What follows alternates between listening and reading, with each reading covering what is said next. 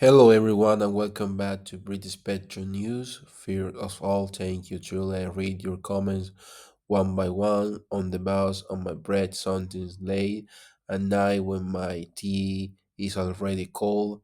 I see them all and I appreciate every single one. Now, let me tell you this story, not as politician, not as a commentator, is as sweet. But as an immigrant who came to the UK to work, pay taxes, learn the system from the bottom up, and will alive here on the surface, this sounds lovely, written, rejoicing, Erasmus friendly, cooperative, European, and program many people remember with a warm smile and blurry photos from their student days. Opportunity, fairness, horizons openings, all very poetic. Ha ha ha. But when you step back, when you start clapping for just a second, another question appears. A very British question: who is paying for this and for how long?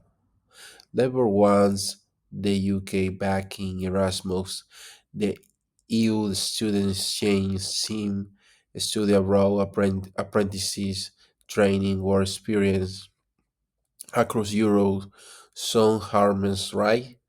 The kind of policy you not alone to why making choose.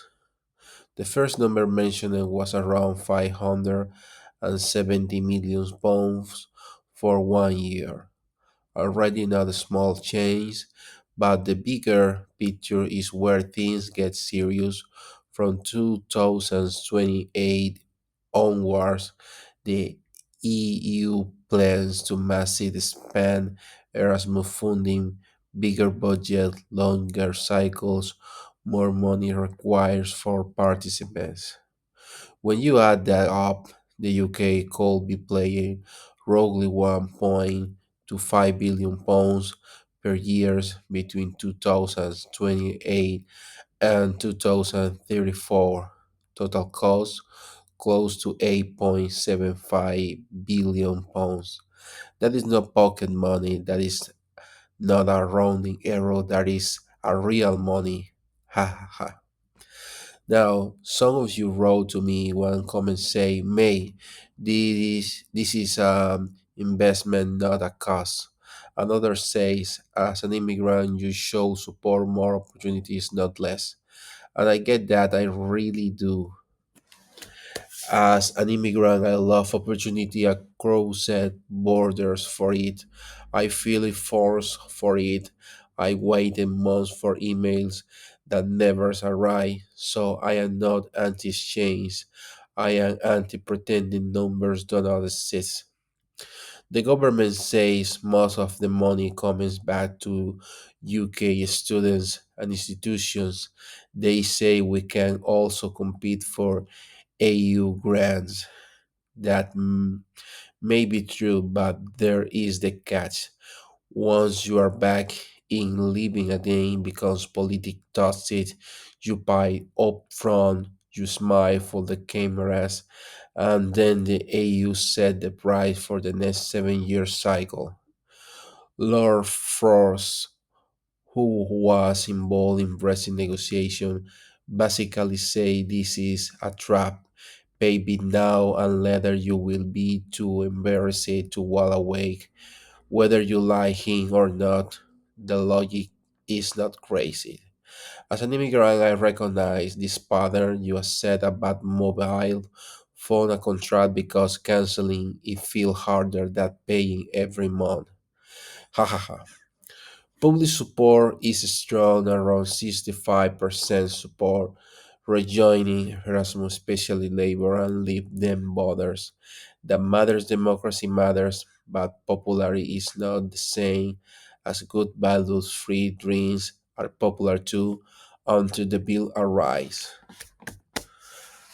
What also worries me is what happens to the turning scheme. The UK alternative grey after Brexit, cheaper global, not tied to EU fees. Will it be scrapped quietly? Nobody is saying yet.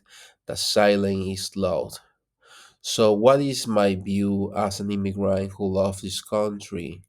I think the solution is not blind rejoining or angry rejection. The solution is honesty and control.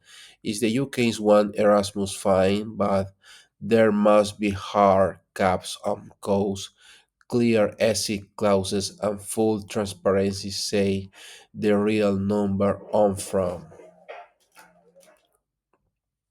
Say what gets cut to pay for it. Say what happens if the EU raises price again.